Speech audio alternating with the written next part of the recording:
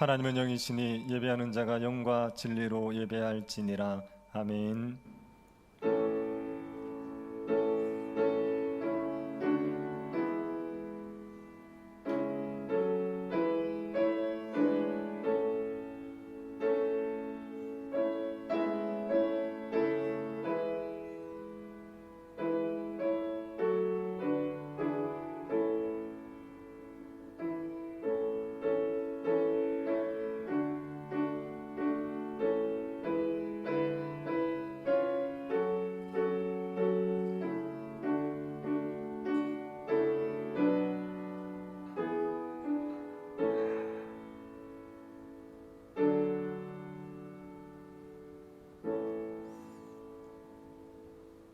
거룩하시고 사랑이 풍성하신 하나님께 감사를 드립니다.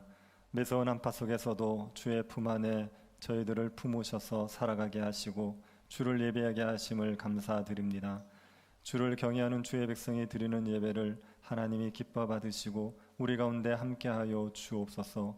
황무지도 옥토로 만드시고 길이 없는 곳에서도 길을 여시고 마른 뼈들도 군대로 만드실 수 있는 하나님께서 이 예배 가운데 함께하여 주옵소서. 주의 성령이 우리에게 역사하셔서 우리의 영혼이 소생케 되는 예배 되게 하여 주옵소서. 거룩하신 예수님 이름으로 기도드립니다. 아멘. 찬송가 27장 찬양하겠습니다.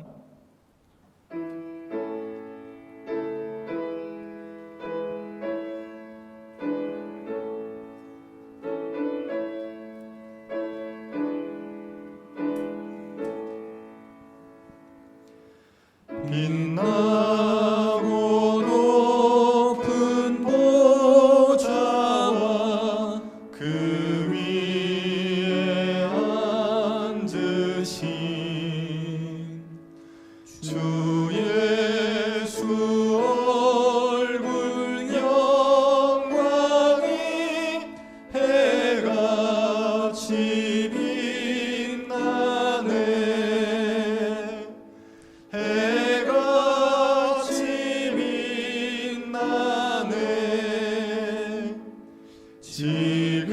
지극히 높은 위엄과 한없는 자비를 무천사 소리 합하여 늘 찬송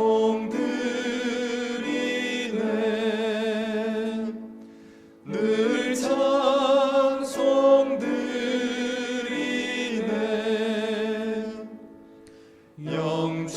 영축을 나를 살리려 그 영광 떠나서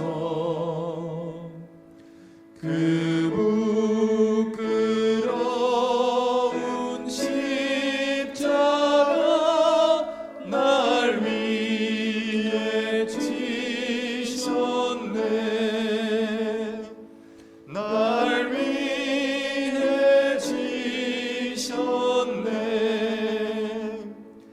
나 이제 생명 있음은 주님의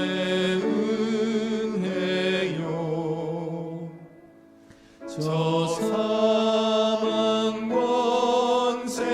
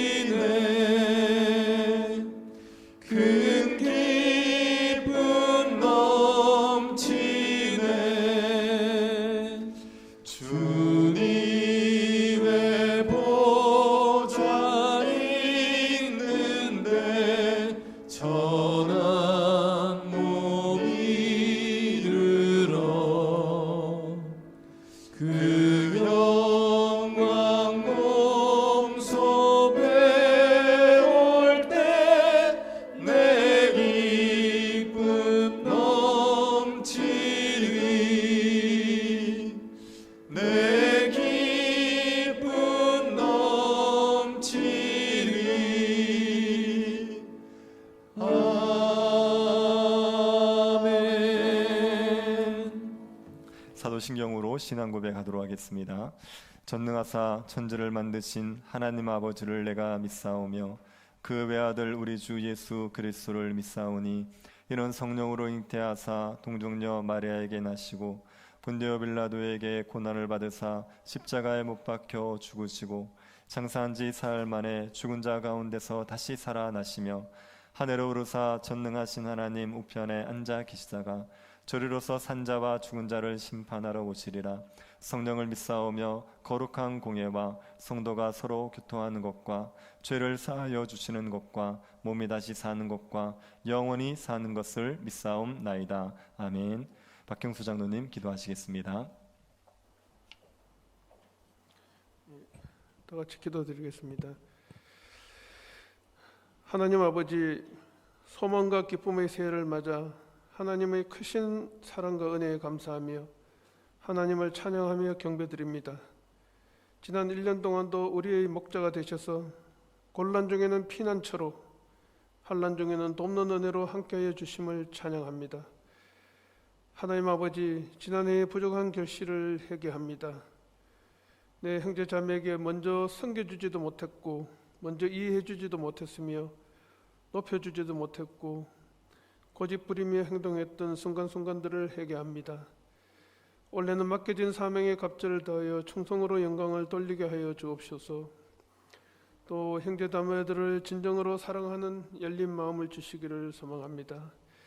새해에는 이 나라의 민족이 회복이 되고 자녀들이 감람나무 되게 하셔서 주의 말씀이 회복되게 하옵소서. 하나님 아버지, 금년에는 예배의 승리자가 되게 하시고 기도의 축복자가 되게 하시며 헌신의 풍성한 열매가 주렁주렁 열리게 하여 주옵소서. 성령 하나님, 이 시간에 개개인들 가운데 찾아가 주시고 말씀해 주시고 심령들이 열려 주의 말씀을 들을 때 성령을 통하여 거듭나게 될 영혼들이 거듭나게 하시고 말씀 가운데 변화되어지며 헌신해야 될 영혼들이 주님 앞에 말씀 앞에 결단과 헌신을 하는 귀한 은혜의 시간 될 수 있도록 오늘 또 말씀 가운데 기름 부어 주시옵소서. 우리 목사님을 위해서 기도합니다. 우리 박 목사님을 영육간에 강건하게 하시고 성령이 함께하사 은혜 넘치는 목회를 하게 하시고 성도들을 늘 푸른 초장과 실만한 물가로 인도하기에 부족함이 없게 하시며 아버지의 마음을 늘 품게 하여 주옵소서. 우리 교회 모든 교육자들도 동일한 은혜를 허락하옵소서.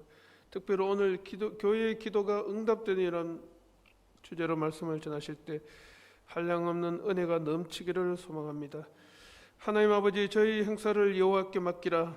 그리하면 내가 경영하는 것이 이루어지리라. 잠언 말씀 의지하며 비록 우리가 계획을 할지라도 하나님께서 경영해 주시지 않으시면 모든 것이 허사임을 고백합니다. 2021년 우리 가운데 역사하시는 주님을 기대합니다. 우리 가운데 놀라운 일들을 행하실 그 주님을 기대합니다. 성령님께서 이 시간 자유롭게 역사하시고 영광과 찬송을 받으시며 우리 모두에게 넘치는 은혜의 충만함을 경험하는 귀한 시간 될 수 있도록 함께하여 주시옵소서. 주님의 놀라우신 은혜를 날마다 깨달으며 감사하며 사랑하는 날들이 많아지게 하여 주시기를 원합니다. 교회 이전 문제도 하나님의 계획하신가 하나님의 뜻대로 하시기를 비옵니다. 모든 형편과 처지를 아시는 주님, 주님께서 직접 감찰하셔서 이 이전 문제들도 순적하게 이루어지기를 소망합니다. 중직자 선출 과정에도 간섭을 하셔서 하나님이 원하시는 인재가 선출되게 하여 주옵소서.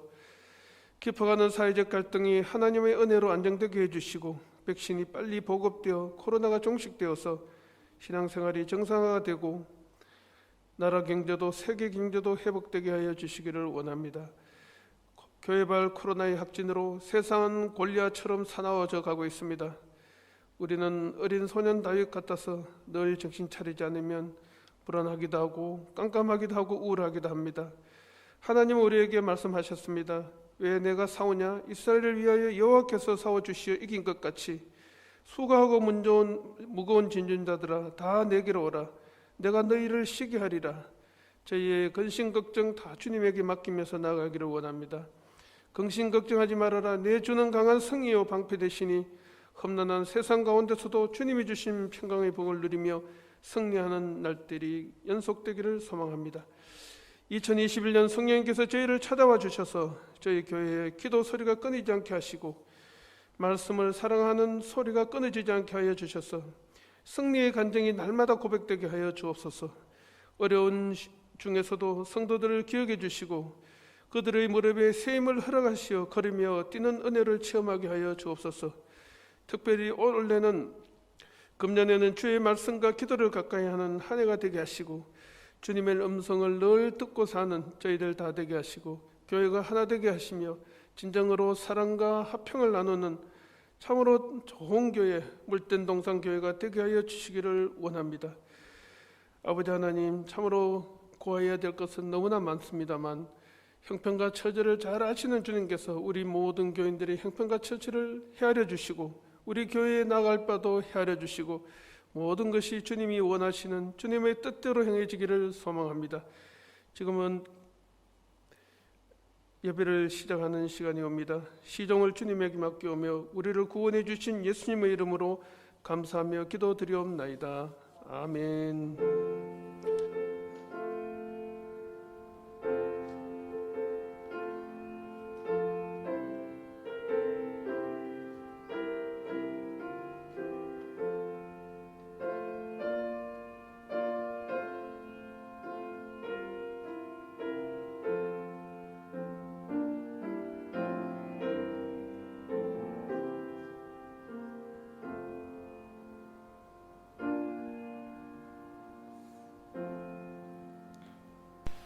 말씀을 보도록 하겠습니다. 마가복음 11장 12절부터 25절 말씀입니다.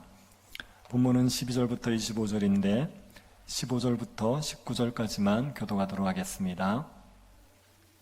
그들이 예루살렘에 들어가니라. 예수께서 성전에 들어가사 성전 안에서 매매하는 자들을 내쫓으시며 돈 바꾸는 자들의 상과 비둘기 파는 자의 의자를 둘러 엎으시며 아무나 물건을 가지고 성전 안으로 지나다님을 허락하지 아니하시고 이에 가르쳐 이르시되 기록된 바 내 집은 만민이 기도하는 집이라 칭함을 받으리라 하지 아니하였느냐.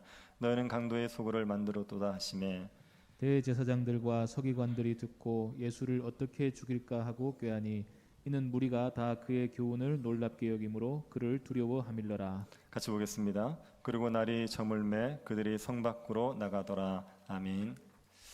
교사들을 위해서 매월 발행되는 잡지가 있습니다.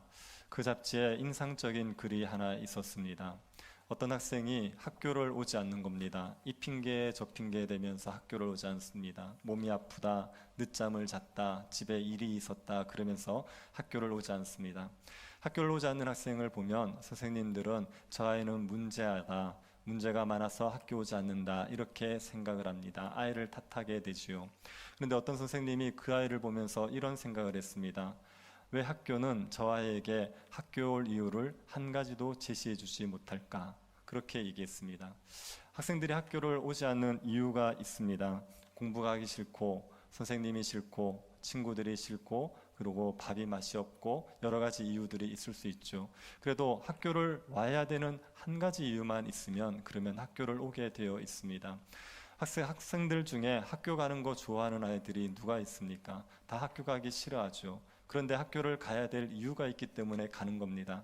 학교를 안 가면 낙오자가 될 수 있으니까, 학교에 친구들이 좋으니까, 선생님이 좋으니까, 그래서 학교를 가지요. 그래서 학교를 오지 않는 아이에게 문제가 있는 게 분명하긴 하지만 학교가 만약에 그 아이에게 학교 올 만한 이유를 제시할 수 있다면, 학교가 더 매력적이어서 아이가 학교 올 만한 이유를 찾을 수 있다면 그러면 문제 아들도 학교를 오지 않겠습니까? 교회도 마찬가지입니다. 사람들이 교회를 오기 싫어합니다. 사람들이 교회를 오기 싫어하는 이유는 교회에 올 만한 이유를 발견하지 못했었죠. 교회 오기 싫은 많은 이유가 있어도 교회 올 만한 이유가 한 가지만이라도 분명하면 교회를 오게 되어 있습니다. 교회가 정말 매력적이어서 보십시오. 그래서 교회 올 만한 매력을 사람들이 교회의 매력을 느끼고 사람들이 교회에 올 이유를 찾게 되면 그러면 사람들이 교회를 오지를 않겠습니까? 교회는 매력이 있어야 됩니다. 사람들이 오고 싶을 만한 매력이 있어야 됩니다. 교회에는 어떤 게 매력이 될 수 있겠습니까? 교회의 매력은 여러 가지가 될 수 있죠. 사람들이 매력이 될 수 있습니다. 사람이 좋으면 사람 때문에도 교회를 올 수가 있습니다. 중고등학생들, 청년들은 주로 사람 때문에 교회를 옵니다. 친구가 교회에 다니니까 같이 교회를 다니지요. 만약에 중고등부에 정말 예쁜 자매 한 명이 있어 보십시오. 그러면 그 자매 때문에라도 아이들이 교회를 오게 됩니다. 교회에 좋은 사람이 있으면 그 사람 때문에 사람들이 교회를 올 수가 있지요. 그리고 교회의 건물도 매력이 될 수 있습니다. 교회 건물이 편안하고 너무나도 아늑하면 그러면 건물 때문에도 교회가 올 수 있습니다. 사람들이 올 수 있습니다. 교회의 프로그램도 교회의 매력이 될 수 있죠. 배우지 못하는 여러 재밌는 프로그램들이 있어서 사람들이 와서 즐겁게 참여할 수 있으면 프로그램 때문에도 교회에 사람들이 올 수가 있습니다. 이런 것들이 매력이 될 수 있지만 이런 게 사람들을 오래 끌 수는 없습니다. 사람이든 건물이든 프로그램이든 잠시 사람의 마음을 끌 수는 있지만 지속적으로 사람의 마음을 끌 수 없습니다. 교회의 매력이라고 얘기하면, 교회가 사람들을 끌만한 그런 매력이라고 얘기하면 교회에는 예수 그리스도의 이름의 능력이 있어야 됩니다. 예수 그리스도가 교회의 매력이죠. 예수 그리스도의 이름의 능력이 있을 때 그때 교회가 정말 매력적이지요. 예수의 이름으로 사람들이 구원받는 역사들이 있어야 됩니다. 죽은 자들이 살아나야 됩니다. 병든 자들이 치료함을 받고 귀신 들린 자들이 온전해지고 고통 가운데 있던 자들이 예수 그리스도의 이름의 능력으로 회복되는 일들이 일어나야 됩니다. 초대교회를 생각해 보십시오. 초대교회에 무슨 건물이 있었습니까? 초대교회에 무슨 조직이 있었습니까? 그럼에도 불구하고 수많은 사람들이 초대교회에 몰려들었습니다. 제사장들조차도 교회에 몰려드는 일들이 일어났습니다. 그들을 끌어들였던 흡입력은 초대교회가 가지고 있었던 예수 그리스도 이름의 능력입니다. 은과 금은 없었지만 나사렛 예수의 이름의 능력이 교회에 있었기 때문에 그들이 기도하면 하나님의 능력의 역사들이 나타났기 때문에 그래서 사람들이 교회에 몰려들 수가 있었던 겁니다. 교회에는 이런 예수 이름의 능력이 나타나야 됩니다. 예수님의 이름으로 기도하면 하나님께서 구원하시는 역사, 하나님께서 놀라운 일들을 행하시는 역사가 교회에 있어야 됩니다. 그래야 사람들이 교회를 올 수가 있습니다. 어떻게 하면 교회에 예수님의 이름의 능력이 나타날 수 있겠습니까? 어떻게 하면 교회가 기도할 때마다 예수 그리스도의 이름으로 간구할 때마다 하나님께서 놀라운 일들을 행하시는 일들을 교회가 경험할 수가 있겠습니까? 예루살렘 성전을 반면교사로 삼으시면 됩니다. 예루살렘 성전은 하나님의 집이었죠. 그런데 그 예루살렘 성전, 예수님 당시의 예루살렘 성전에는 하나님의 임재가 없었습니다. 그 성전에서 기도해도 응답이 되지를 않았습니다.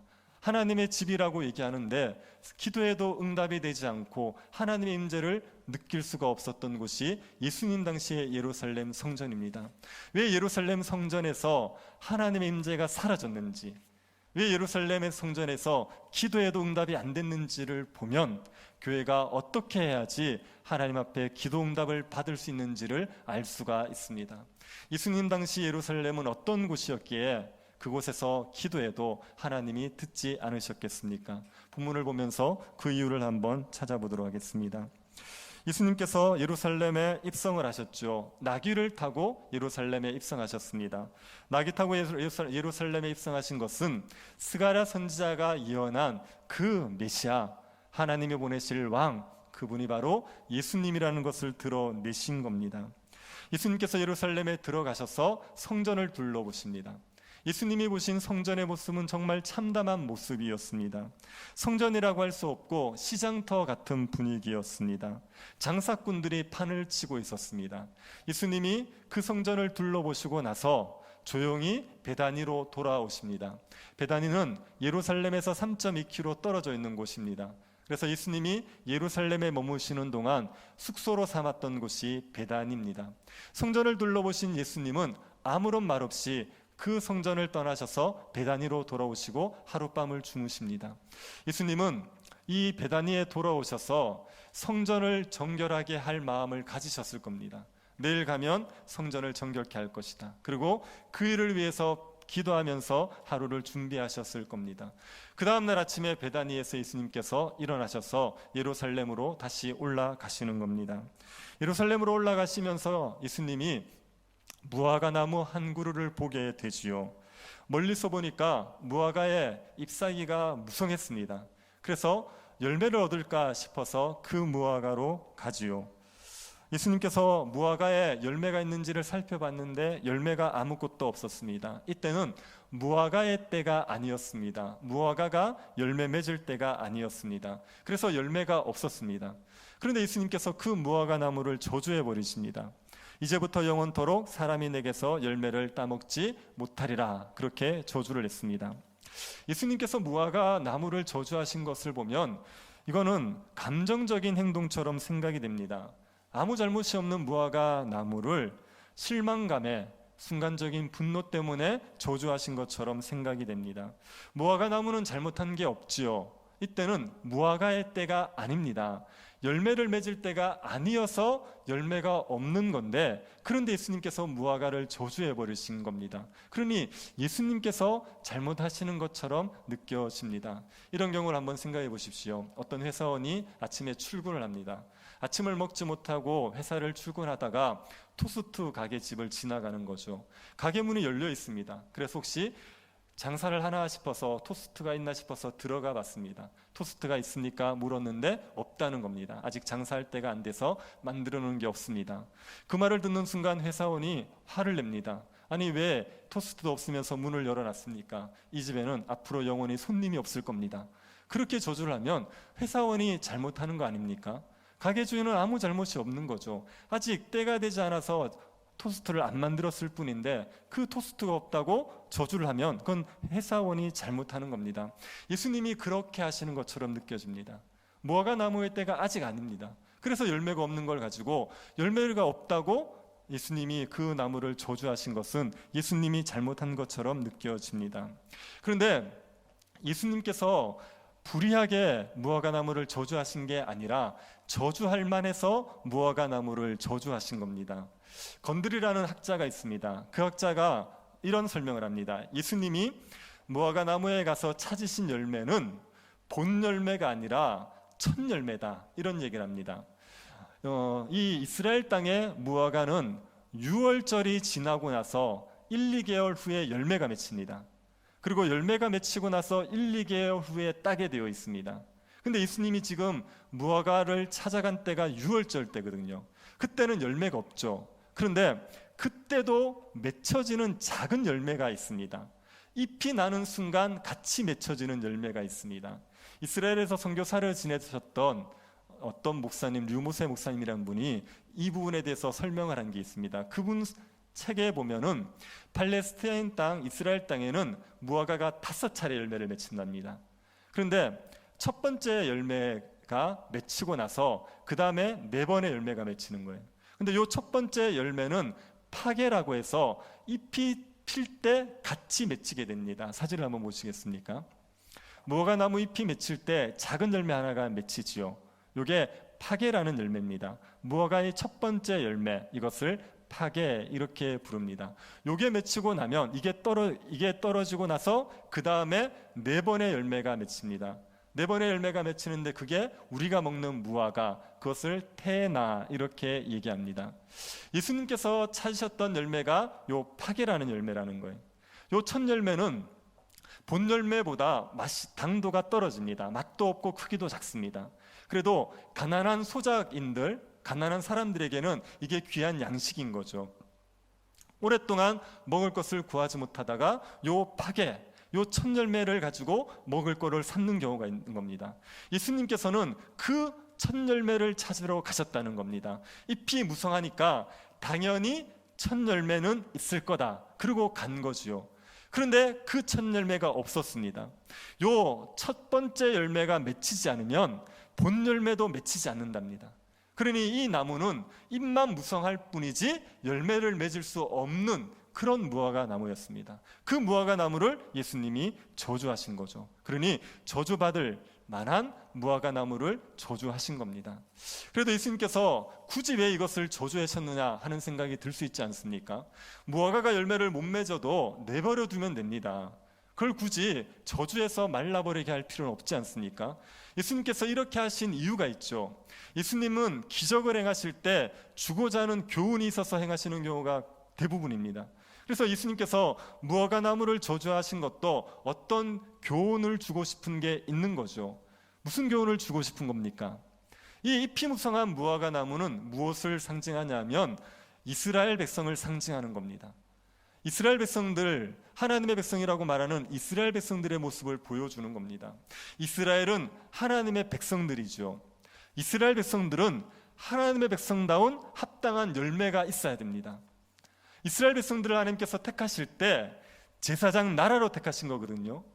이스라엘만 복을 누리고 살라고 이스라엘 백성들을 하나님 백성 삼으신 게 아니라 열방을 하나님께로 돌아오게 하는 제사장 나라가 되게 하기 위해서 이스라엘을 하나님 백성으로 삼으셨습니다.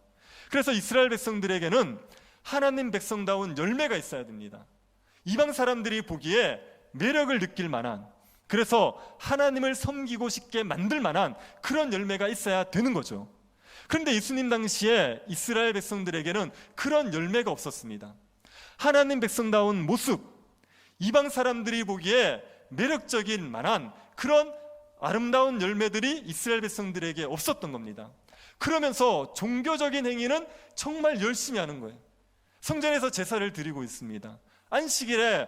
안식일마다 회당에서 모여서 예배를 드리고 있습니다. 율법을 열심히 암송하고 있습니다. 종교적 행위는 열심히 하고 있는데 하나님 백성다운 삶의 열매는 없는 거죠. 그게 마치 잎은 무성하지만 열매 없는 이 무화과 나무와 같았던 겁니다. 그래서 예수님께서 이 무화과 나무, 잎만 무성할 뿐 열매가 없는 무화과 나무를 저주하신 것은 하나님 백성다운 열매가 없이 종교적 행위만 요란하게 하는 그 이스라엘 백성들이 심판받을 것을 말씀하시는 겁니다. 하나님의 백성이라고 말하면서 하나님 백성다운 합당한 열매가 없이 그저 요란하게 종교적 행위만 하고 있는 그들도 멸망받을 거다, 이걸 보여주기 위해서 잎이 무성하지만 열매가 없는 무화과 나무를 저주하신 겁니다. 이 이스라엘 백성들, 하나님 백성다운 모습은 없지만 요란한 종교 행위만 하고 있는 이스라엘 백성들의 모습을 잘 보여주는 곳이 바로 성전입니다. 성전의 모습이 열매 없는 이스라엘 백성들의 모습을 보여주는 겁니다. 예수님께서 성전에 가셔서 성전을 뒤집어 버리시지요. 성전에서 매매하는 자들을 쫓아내 버리셨습니다. 성전에서 돈을 바꾸는 환전상들의 상을 엎으셨습니다. 비둘기 파는 자들의 의자를 둘러 엎으셨죠. 성전 안에서 그 누구도 물건을 들고 다니지 못하도록 만드셨습니다. 그 당시에 성전에는 장사꾼들이 바글바글했습니다. 이런 장사꾼들이 성전에 자리 잡게 된 것은 원래 성전 제사를 돕기 위한 목적으로 시작된 겁니다. 이스라엘 백성들이 유월절이나 절기를 맞으면 이 예루살렘의 성전에 오게 되어 있습니다. 그때 유월절 같은 때 오면 성전세라는 걸 냅니다. 이스라엘 백성들은 모두 성전세를 납부해야 되기 때문에 유월절에 와서 성전세를 납부합니다. 그때 동전을 납부하는데 동전에 사람의 형상이 새겨진 것은 납부할 수가 없습니다. 십계명의 제2계명에 형상을 만들지 말라고 했습니다. 그래서 이 2계명을 근거로 동전에 사람의 형상이 들어가 있으면 그것은 성전세로 쓸 수가 없습니다. 다른 동전으로 바꿔야 되는 거죠. 그걸 바꿔주는 환전상들이 성전에 있었습니다. 그리고 이스라엘 백성들이 제사를 지내려면 제물을 끌고 와야 되지 않습니까? 동물을 가지고 와야 됩니다. 동물을 가져와서 제사를 드릴 때 그 동물은 흠이 없어야 돼요. 흠이 있는 동물은 제물로 쓸 수가 없습니다. 그런데 먼 길을 여행해 오다 보면 그 동물들의 그 제물들에게 흠이 생길 수 있습니다. 그러니까 성전에서 그것을 흠없는 제물들을 팔아주는 거죠. 그러면 흠없는 제물을 사서 그것으로 하나님 앞에 제사를 드렸던 겁니다. 그렇게 장사하는 사람들이 성전에 모여 있었습니다. 이들이 장사했던 장소가 이방인의 뜰입니다. 성전에 보면 이방인들이 갈 수 있는 뜰이 있고 유대인들이 갈 수 있는 뜰이 있습니다. 이방인들은 유대인의 뜰에 못 들어갑니다. 들어가면 죽습니다. 이방인들만 갈 수 있는 그 뜰에 지금 장사치들이 앉아서 돈을 바꿔주고 재물을 팔고 있는 겁니다. 이 일은 대제사장의 승인하에 이루어집니다. 대제사장이 이것을 허용해 줬기 때문에 장사꾼들이 성전 안에서 이 장사, 매매를 하고 있었던 겁니다. 예수님께서 이 장사꾼들을 성전에서 몰아내신 거죠. 왜 이렇게 하셨습니까? 17절을 보시기 바랍니다. 이에 가르쳐 이르시되 기록된 바 내 집은 만민이 기도하는 집이라 칭함을 받으리라 하지 아니하였느냐. 너희는 강도의 소굴을 만들었도다 하시매. 예수님께서 성전이 어떤 곳이어야 된다고 말하고 있습니까? 만민이 기도하는 집이어야 된다, 이렇게 얘기하고 있습니다. 이 만민이 기도하는 집이 되어야 된다는 것은 이사야 선지자가 말한 겁니다. 이사야 선지자는 남유다가 바벨론에 멸망을 당하고 포로로 잡혀갈 것을 예언했습니다. 그리고 포로로 잡혀갔던 유다 백성들이 다시 돌아올 것을 예언합니다. 유다의 회복을 예언합니다. 그 유다가 회복될 때 어떤 일이 일어나느냐? 성전에 이방인들이 모여들 거라는 겁니다. 유다가 회복되어지는 그때 열방에 있는 이방인들이 성전에 모여들게 될 일이 있을 거라고 얘기했습니다. 이사야 선지자가 이렇게 얘기합니다. 56장 7절입니다. 내가 곧 그들을 나의 성산으로 인도하여 기도하는 내 집에서 그들을 기쁘게 할 것이며 그들의 번제와 희생을 나의 제단에서 기꺼이 받게 되리니 이는 내 집은 만민이 기도하는 집이라 일컬음이 될 것임이라. 남유다가 회복될 때 하나님께서 열방이 예루살렘에 모여들게 만들어 주겠다는 거예요. 이방인들이 와서 성전에서 기도하는 일이 일어나게 될 거라는 겁니다. 이방인들이 왜 성전에 와서 기도하겠습니까? 그들이 하나님을 섬기고 싶은 거예요. 하나님께 제사 드리고 싶고 하나님 앞에 기도하고 싶어서 열방에서 이방인들이 모여서 성전에서 기도를 하게 될 거라는 겁니다. 그래서 성전은 만민이 기도하는 집이 되는 거죠. 이방인들도 쫓아와서 만민이 함께 기도하는 그런 집이 되는 겁니다. 원래 성전이 이렇게 만민이 기도하는 집이 되어야 되는데 예수님 당시에 그 성전은 만민이 기도하는 집이 되지를 못했습니다. 열방의 이방인들이 와서 하나님께 기도하는 그런 곳이 아니라 유대인들만 와서 하나님을 제사하는 그런 성전이었습니다. 예루살렘 성전은 이방인들이 와서 기도하고 싶은 그런 곳이 아니었어요. 이방인들이 매력을 느껴서 하나님을 예배하고 싶고 하나님께 기도하고 싶어서 모여드는 그런 곳이 되지를 못했습니다. 왜 예루살렘 성전이 만민이 기도하는 집이 될 수 없었습니까? 예수님께서 뭐라고 얘기하십니까? 그 예루살렘 성전이 만민이 기도하는 집이 되어야 될 그 성전이 강도의 소굴이 되었다고 말하죠. 지금 예루살렘 성전은 강도의 소굴이 되어 있는 겁니다.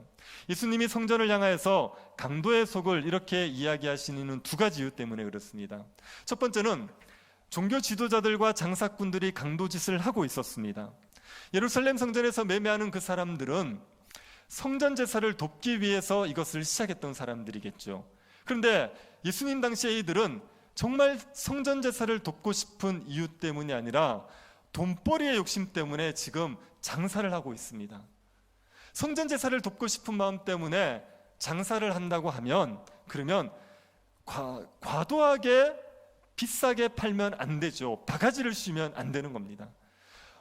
장사하는 사람들이 이윤을 남기지 않을 수는 없습니다. 하루 종일 거기서 장사하면 적당한 이윤을 남겨야죠. 그래야 본인들도 먹고 사니까.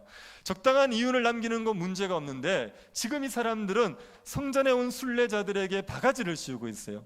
과도하게 비싸게 팔고 있습니다.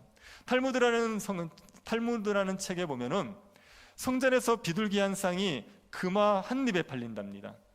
그런데 이게 은화 한 입에 팔릴 정도로 가격을 낮춰야 된다, 이런 표현이 있습니다.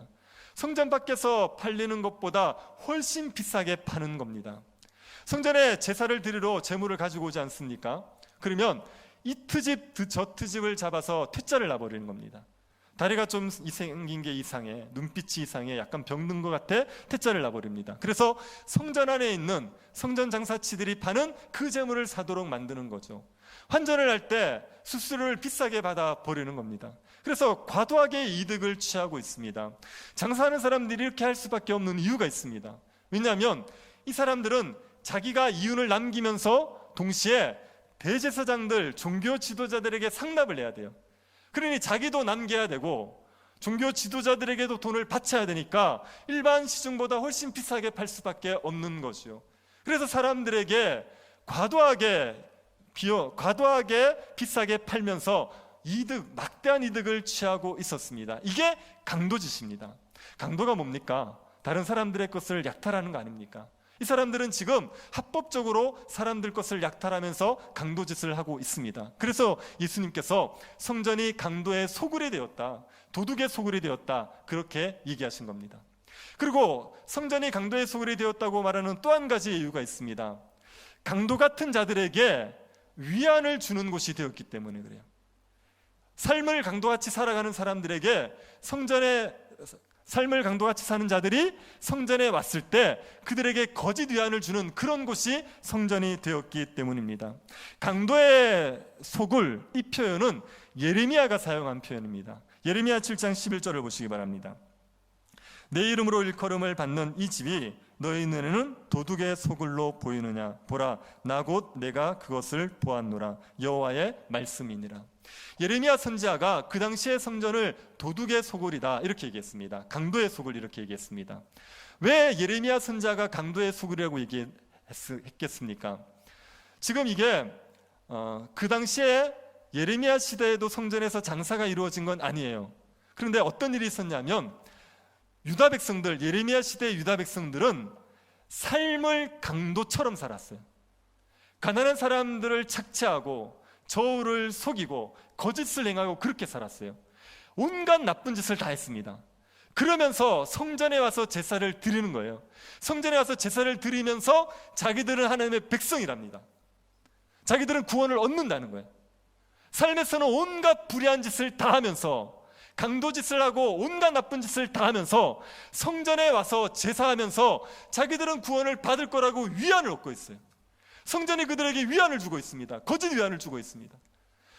그래서 예레미야가 성전이 강도의 소굴이 되어버렸다, 강도짓을 하는 사람들에게 거짓 구원의 위안을 주는 그런 곳이 되어버렸다, 그렇게 얘기했습니다. 예수님이 이 말씀을 그대로 받으신 거예요. 그래서 예수님 당시에 예루살렘 성전도 강도의 소굴이 되었다고 말하는 겁니다.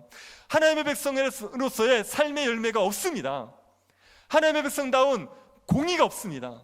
정직함이 없어요. 인애가 없어요. 그러면서도 예루살렘 성전에 와서 제사를 드리면서 위안을 얻는 겁니다. 나는 하나님의 백성이야. 나는 구원 받을 거야. 성전은 하나님의 백성답게 살지 않는 자들에게 그들이 하나님의 백성이 아님에도 불구하고 그들이 구원을 얻을 것이라는 거짓 위안을 주는 것으로 전락해버린 거죠. 그래서 예수님께서 강도의 소굴이 되었다 이렇게 이야기하고 있습니다. 만민이 기도해야 되는 그 성전이 지금 강도의 소굴이 되어버렸어요. 강도의 소굴이 되어버린 그 성전에서 드리는 기도를 하나님께서 들으시겠습니까? 자기의 탐욕에 사로잡혀서, 정욕에 사로잡혀서 하나님을 이용하려는 그들의 기도를 하나님께서 들으시겠습니까? 성전이 강도의 소굴이 되어버리고 나니까 기도에 응답이 없는 거예요. 거기에서 기도해도 병이 낫고 구원 얻는 역사가 일어나지를 않는 겁니다. 베드로가 오순절 성령의 강림 이후에 안진뱅이를 고치지 않습니까? 성전으로 올라가다가 성전 미문에 앉아있는 안진뱅이를 고쳤습니다. 이 안진뱅이는 태어날 때부터 안진뱅이로 태어났어요. 40년 동안 날마다 성전 미문에 와서 구걸을 했습니다. 성전 가까이 있었는데 이 안진뱅이는 성전으로부터 구원함을 못 얻습니다. 성전에서 그런 일이 일어나지 않는 거예요. 성전에서 기도한다고 병이 낫거나 성전에서 기도한다고 구원 얻는 역사가 일어나지 않는 겁니다. 강도의 소굴이 되어버려서 성전에서 기도해도 하나님이 응답을 하지 않는 겁니다. 성전의 역할이라고는 온갖 불의한 짓을 하고 와서 하나님 앞에 제사 드리는 그 유대인들, 그 타락한 유대인들에게 거짓 구원을 얘기해주고 그들의 마음을 편하게 해주는 그런 정도밖에 되지를 못했던 겁니다. 이런 성전의 모습이 열매 없는, 그리고 잎만 무성한 무화과 나무와 같은 모습이었습니다. 요란한 종교적인 활동은 있었지만 그 안에 하나님의 백성, 이방인들을 끌 만큼 매력적인 하나님의 백성으로서의 열매가 없었습니다. 이게 성전의 모습이었고 이게 이스라엘 백성들의 모습입니다. 예수님께서 무화과 나무를 저주하신 것은 열매 없는 이스라엘 백성들이 저주를 받을 것이다, 요란한 종교적 행위는 하지만 강도의 소굴이 되어버린 그 성전이 저주를 받을 것이다, 그것을 보여주기 위해서 무화과 나무를 저주하신 겁니다. 예수님 당시에 성전, 그 성전은 만민이 기도하는 집이 되지 못하고 강도의 소굴이 되어버렸죠. 그래서 성전에서 기도해도 하나님이 듣지를 않으셨습니다. 오늘날 교회도 이렇게 될 수가 있습니다. 교회에서 요란한 종교적인 행위는 많은데 기도에 응답이 없을 수 있습니다. 예수님의 이름으로 거듭나고 예수님의 이름으로 병이 치료되고 예수님의 이름으로 귀신이 쫓겨나는 일은 없이 그저 모여서 예배하고 기도하고 그리고 종교적인 활동만 열심히 하는 그런 곳이 되어버릴 수가 있습니다. 그러면 사람들이 교회에 굳이 올 이유가 없어요. 불편함을 무릅쓰고 불신자들이 교회까지 올 이유가 없습니다. 교회에 예수님의 능력이 나타나야 되죠. 예수님의 이름으로 기도할 때 구원 얻는 역사들이 일어나야 되는 겁니다. 예수님의 이름으로 기도할 때 병이 낫고 귀신이 쫓겨나는 온전케 되어지는 역사들이 일어나야지 사람들이 교회로 올 수가 있는데 예수 이름의 능력이 나타나지 않으면 사람들이 교회로 올 이유가 없는 거죠. 어떻게 하면 교회에서 예수님의 이름의 능력이 나타날 수가 있겠습니까? 어떻게 하면 교회가 기도할 때 하나님께서 응답해 주시겠습니까? 예수님께서 그것을 제자들에게 가르쳐 주십니다.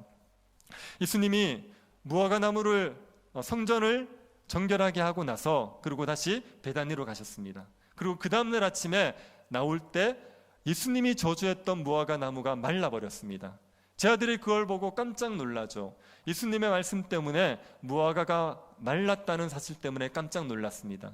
그때 예수님께서 이 제자들에게 기도에 대해서 가르치십니다. 예수님이 제자들에게 하나님을 믿으라는 겁니다. 하나님의 능력을 믿고 기도해라. 하나님의 능력을 믿고 기도하면 하나님께서 응답해 주실 거라고 말했습니다. 누구든지 하나님을 믿고 기도하면 이 산더러 돌려서 바다에 던져져라고 해도 그런 일이 일어날 것이라고 했습니다. 산에 옮겨지는 일은 불가능한 일입니다. 그런 일도 하나님을 믿고 기도하면 응답이 될 거라고 말하는 겁니다. 예수님께서 제자들에게 기도를 가르치신 것은 이제 제자들이 이스라엘 백성들을 대체하는 하나님의 백성이 되었다는 걸 얘기하는 겁니다.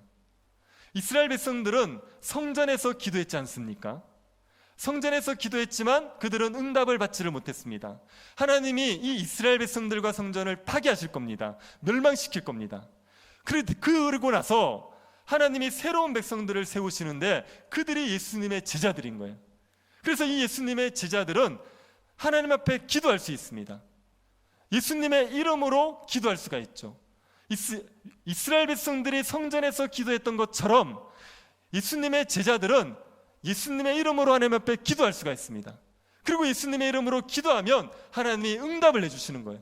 산을 옮겨서 바다에 던져져라고 얘기해도 하나님께서 기도를 응답해 주실 거라고 말하는 겁니다. 이것은 지금 예수님의 제자들이 이스라엘 백성들을 대체하는 새로운 하나님의 백성이 되었기 때문에 제자들의 공동체가 기도하면 하나님께서 들어주실 거를 말씀하시고 계시는 겁니다. 이게 교회에 주시는 말씀이죠. 교회는 예수님의 이름으로 기도하면 응답을 받을 수 있습니다. 산을 옮겨달라고 얘기해도 그런 기도도 하나님께서 응답해 주셔서 불가능한 일들이 교회에서 얼마든지 일어날 수 있게 되어 있습니다. 교회는 기도함으로 말미암아 응답을 받을 수 있는 하나님의 백성들의 공동체입니다. 그런데 이 교회가 만약 예루살렘 성전처럼 강도의 소굴이 되었다고 해보십시오. 교회 지도자들이 탐욕에 사로잡혀 있습니다. 자기의 욕망을 위해서 사람들을 해치는 일을 서슴없이 하고 있습니다.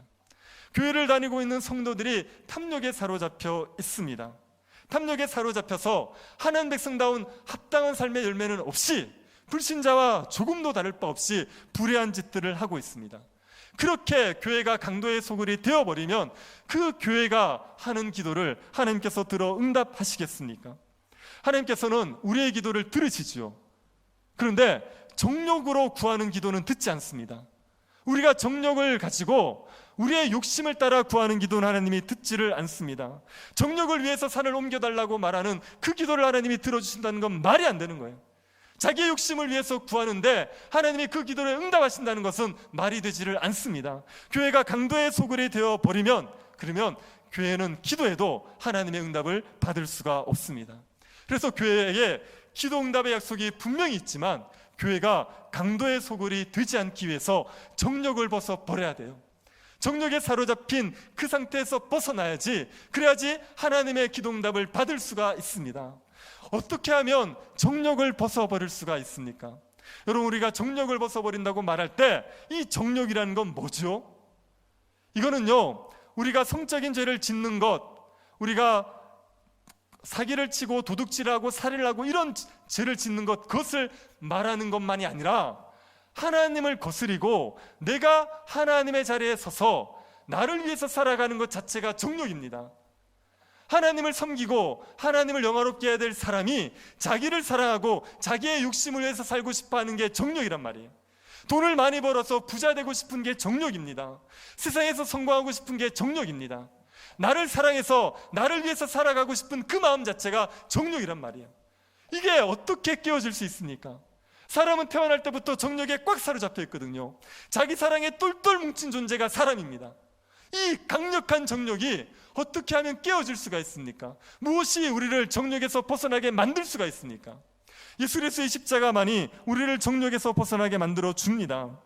그리스도 예수의 사람들은 육체와 함께 정욕과 탐심을 십자가에 못 박았느니라. 예수 그리스도의 십자가만이 우리의 정욕과 탐심을 죽여줄 수 있죠.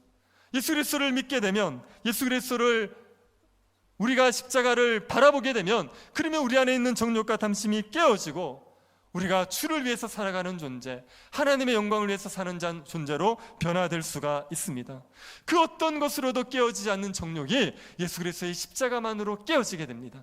십자가로 말미암아 정욕에서 벗어난 자들, 그래서 하나님의 영광을 위해서 살기를 소원하는 거룩한 마음을 가진 자들, 그들이 하나님 앞에 간구할 때 하나님께서 어떤 기도든지 들어주시는 겁니다. 주의 이름으로 구하죠. 주의 영광을 위해서, 하나님의 뜻이 이루어지기를 위해서, 하나님의 나라를 위해서 구할 때 하나님께서 그 기도를 들어주십니다. 산을 옮겨 바다에 던져지게 해달라고 말해도 그 기도를 얼마든지 들어주시게 되는 겁니다. 그래서 우리가 열심히 기도하기 전에, 우리가 열심히 기도하려고 하기 전에 먼저 정욕에서 벗어나셔야 됩니다. 나를 위한 탐욕에서 벗어나셔야 됩니다. 나를 사랑하는 마음을 죽이고, 세상에서 성공하고 싶은 마음을 죽이고, 세상에서 부하고 싶은 마음을 죽여야지, 그래야지 우리가 하나님 앞에 부르짖어 기도하는 것을 하나님이 들어주시게 되어 있습니다. 기도의 응답을 받기를 원하십니까? 십자가를 붙드십시오. 십자가로 말미암아 정욕을 벗어버리십시오. 정욕에 사로잡히지 마시고 십자가에 사로잡히셔야 됩니다. 십자가의 복음 가운데 우리의 마음이 붙들려져서 복음의 은혜 가운데 하나님을 위해서 살고 싶은 거룩한 마음으로 우리의 마음이 변화되어야지, 그래야 하나님께서 우리의 기도를 들어 응답하시게 되어 있습니다. 여러분이 십자가를 붙드셔서 정욕에서 벗어나셨습니까? 정욕을 이기셨습니까? 우리가 정욕에 사로잡혔는지, 십자가 복음에 사로잡혔는지를 분별할 수 있는 방법이 있습니다. 25절이 그 방법입니다. 서서 기도할 때 아무에게나 혐의가 있거든 용서하라. 그리하여야 하늘에 계신 너희 아버지께서 너희 허물을 사하여 주시리라 하시니라. 예수님이 기도 응답의 조건으로 다른 사람의 허물을 용서해 줄 것을 요구하셨어요. 누군가가 나에게 죄를 지었습니다. 그 사람의 죄를 용서해 줘야지 하나님이 기도를 응답해 주신대요. 왜 기도 응답의 조건으로 다른 사람의 죄를 용서해 주는 걸 요구하셨습니까? 다른 사람의 죄를 용서할 수 있는 것은요, 십자가 복음을 아는 사람만이 할 수 있는 일이에요. 십자가 복음을 모르는 사람들은 누가 나에게 잘못한 것에 대해서 용서가 안 됩니다. 정욕에 사로잡혀 있는 사람은 다른 사람이 나에게 잘못하면 그 사람을 용서할 수 없어요. 용서할 수 있는 것은 십자가 복음으로 말미암아 하나님의 죄사함의 은혜를 받은 사람만이 할 수 있는 거예요. 내가 하나님 앞에 1만 달란트를 빚진 자였습니다. 도저히 갚을 수 없는 죄의 빚을 지고 있었던 사람이에요. 그런데 예수님이 십자가에서 나를 위해서 죽으심으로 말미암아 그 1만 달란트를 탕감받은 겁니다. 그 1만 달란트를 탕감받은 은혜를 아는 자들이 나에게 100데나리온의 빚을 진 사람을 용서해 줄 수 있단 말이에요. 내가 하나님 앞에 얼마나 큰 죄를 용서받았는지를 알아야지, 그래야 다른 사람이 나에게 지은 죄를 용서해 줄 수가 있습니다. 그래서 다른 사람의 죄를 용서해 줄 수 있다면 그 사람은 십자가의 은혜를 아는 자예요. 그 사람은 정욕에서 벗어난 자입니다. 그러니 그런 사람들은 하나님 앞에 기도해도 응답을 받을 수가 있습니다. 그런데 다른 사람의 정욕, 다른 사람의 허물을 용서해 줄 수 없으면 그 사람은 여전히 정욕에 사로잡혀 있는 자예요. 자기의 탐욕에 잡혀 있는 자입니다. 그러니 그런 사람들은 기도를 해도 하나님의 응답이 되지 않습니다. 복음의 은혜 가운데 주를 위해서 간구하는 것이 아니라 자기의 욕심을 위해서 간구하는 것이기 때문에 하나님께서 듣지를 않으시는 겁니다. 그래서 다른 사람의 허물을 용서해 줄 수 있느냐 아니냐가 그 사람이 십자가의 복음의 은혜에 사로잡혔냐 아니냐를 보여주는 거예요. 십자가의 은혜에 사로잡힌 자는 다른 사람을 용서해 줄 수 있고, 그런 자는 주의 영광을 위해서 간구하기 때문에 하나님께서 그 기도를 얼마든지 들어 응답해 주시는 겁니다. 교회가 서로의 죄를 용서하지 않습니까? 그러면 그 교회는 십자가 복음이 흐르고 있는 교회예요. 그런 교회는요, 기도하면 응답이 됩니다. 하나님께서 산을 옮겨달라고 기도해도 응답하는 역사가 있게 됩니다. 그런데 교회 안에서 서로를 용서하지 못할 수 있어요. 누가 나에게 욕한 것, 그것 때문에 보지도 않고 인사도 안 하는 겁니다. 나에게 누가 잘못한 일이 있다, 그것 때문에 원수를 맺고 원수처럼 지냅니다. 그러면 그 교회는 기도 응답이 되지 않습니다. 다른 사람의 허물을 용서해 주지 못한다는 이야기는요, 십자가 복음의 은혜를 모른다는 얘기예요. 십자가 복음에 사로잡힌 게 아니라 정욕에 사로잡혀 있다는 얘기입니다. 그런 자들이 하나님 앞에 정욕을 가지고 구하는 기도를 하나님이 들으시겠습니까? 그래서 서로 용서하지 못하고 원수를 맺고 있는 교회에는 하나님 앞에 기도해도 응답이 되지가 않습니다. 십자가 복음의 은혜로 서로를 용서할 수 있는 교회, 그런 교회가 하나님 앞에 기도하면서 기도할 때 하나님이 응답해 주시게 되어 있습니다. 여러분, 우리 교회는 어떤 교회입니까? 우리는 서로 용서하고 있습니까? 서로 용서할 수 있는 그 십자가 복음의 은혜가 흐르고 있습니까? 십자가 복음에 사로잡혀서 다른 사람을 용서해 줄 수 있고, 하나님의 나라, 하나님의 영광, 하나님의 이름을 위해서 간구할 수 있어야지, 그래야지 우리 교회가 드리는 기도를 하나님이 들어 응답해 주시게 되어 있습니다. 우리가 십자가 복음을 붙듭시다. 십자가 복음이 우리의 마음을 사로잡을 수 있도록 날마다 복음을 묵상합시다. 그래서 우리에게 죄 지은 자도 용서해 줄 수 있는 복음의 은혜를 아는 자들이 되어져서 하나님 앞에 기도할 때마다 하나님이 들어 응답하는 그런 교회가 될 수 있기를 바랍니다. 예수 그리스도의 이름의 능력이 나타나서 만민이 모여 기도하는 집, 이방인들, 불신자들조차 와서 함께 기도하고 예배하고 싶은 그런 교회가 될 수 있기를 간절히 바랍니다. 우리 같이 한번 기도합시다.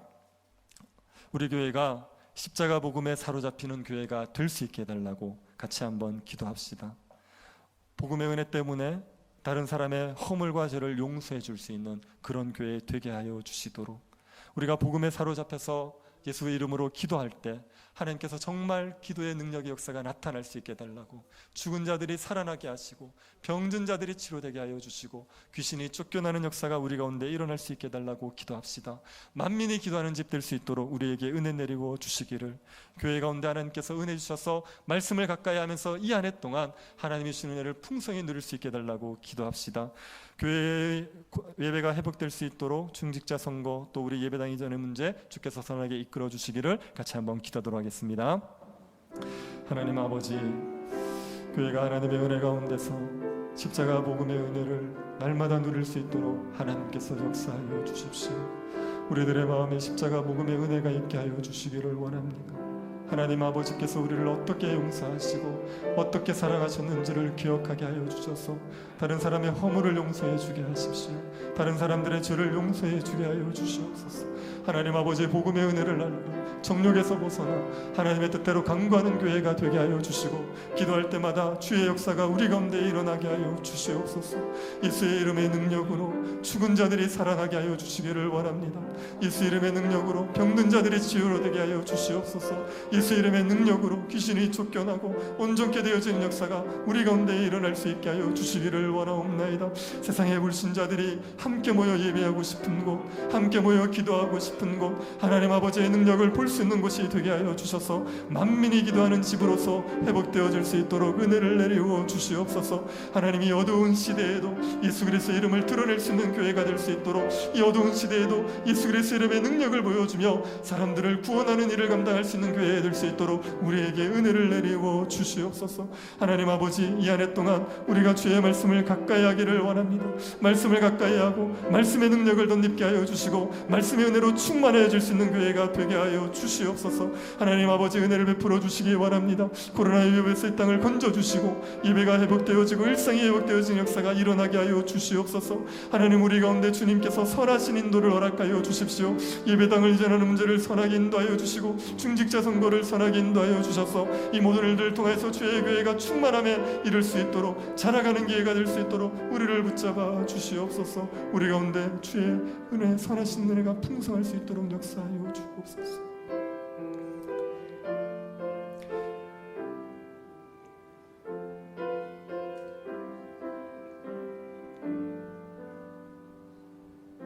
하나님 아버지, 우리를 주의 백성 삼아 주심을 감사드립니다. 우리가 믿음으로 간구하는 기도를 들어주시겠다고 하신 약속을 믿습니다. 정욕에 사로잡혀 우리의 욕심을 위해서 간구하지 말게 하시고 십자가 복음에 붙들려서 주의 영광을 위해서 간구하게 하여 주옵소서. 우리가 기도할 때 산이 들려 바다에 던져지는 일이 일어나게 하여 주옵소서. 죽은 영혼이 살아나게 하시고 병든 자들이 치료되게 하시고 귀신이 떠나가는 역사가 일어나게 하여 주옵소서. 교회 예수 그리스도의 이름의 능력이 나타나서 교회가 만민이 기도하는 집이 되게 하여 주옵소서. 걸어가신 예수님 이름으로 기도드립니다. 아멘. 찬송가 368장 부르시면서 봉헌하도록 하겠습니다.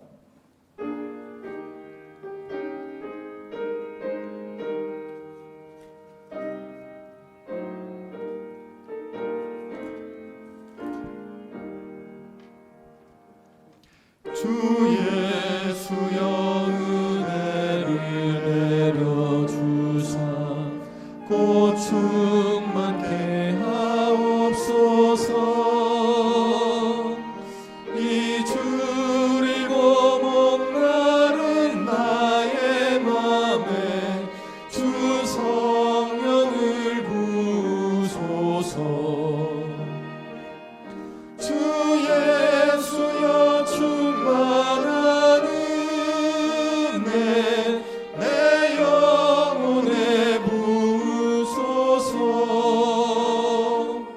주 예수만 나의 힘 되고 내 만족함 됩니다. 주 예수여 죄에서 풀어주사 날 정결케 하옵소서. 이 세상의 유혹이 나의 맘에 틈 못하게 하옵소서. 주 예수여 충만한 은혜 내 영혼에 부으소서. 주 예수만 나의 힘 되고 내 만족함 됩니다. 옛 야곱이 천사와 씨름하던 그 믿음을 주옵소서. 이 세상의 물결이 흉흉해도 날 평안케 하옵소서. 주 예수여 충만한 은혜 내 영혼에 부으소서. 주 예수만 나의 힘 되고 내 만족함 됩니다. 주 예수여 완전한 주의 사랑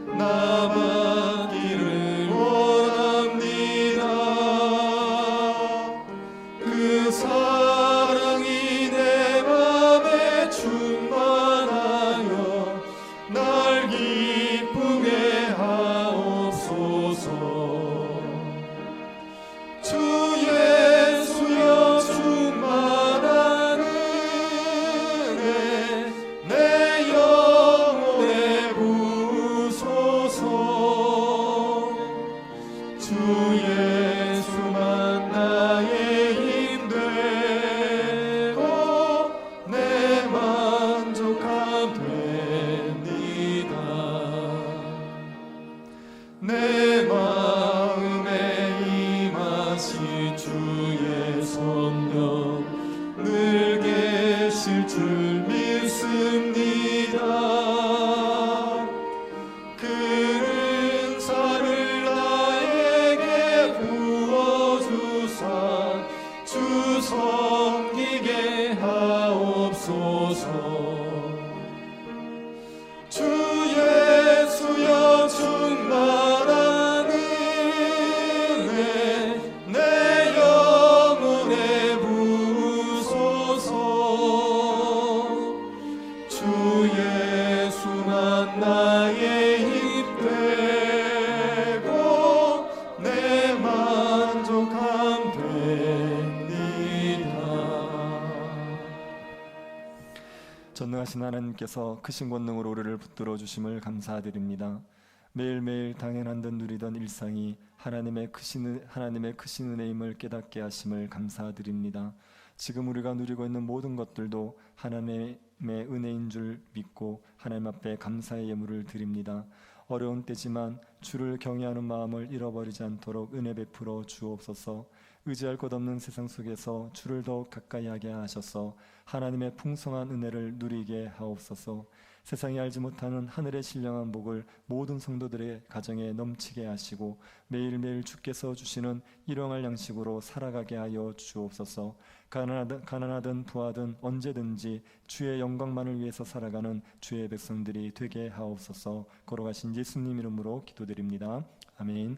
장로님 나오셔서 간구하시겠습니다.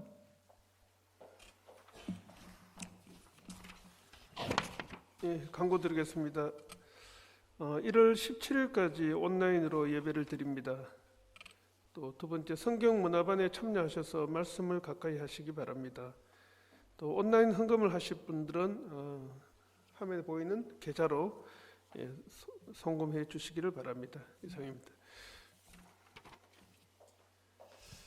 문화성경반에 지금 120여 분 정도가 참여하셨습니다.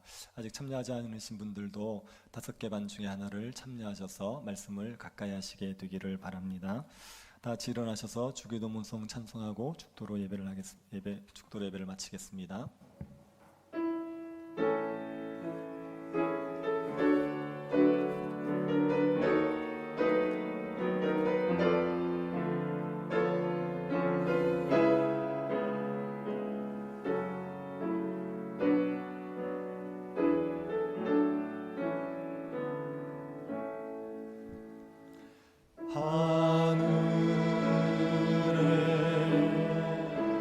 계신 아버지 이름 거룩하사 주님 나라 임하시고 뜻이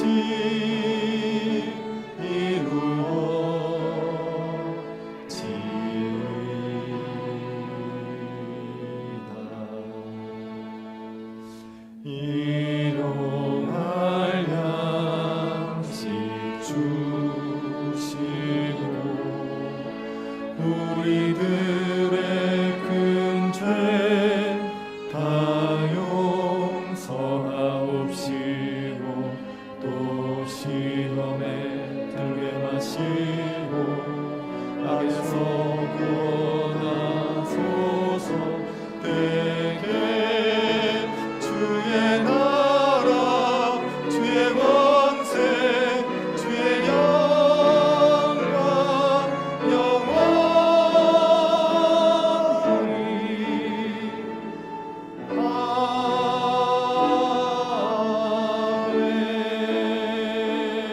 아멘. 지금은 우리 주 예수 그리스도의 은혜와 하나님의 사랑과 성령의 교통 유로하심이 사랑하는 주의 백성들의 머리 위에 지금으로부터 영원토록 함께 있을지어다. 아멘.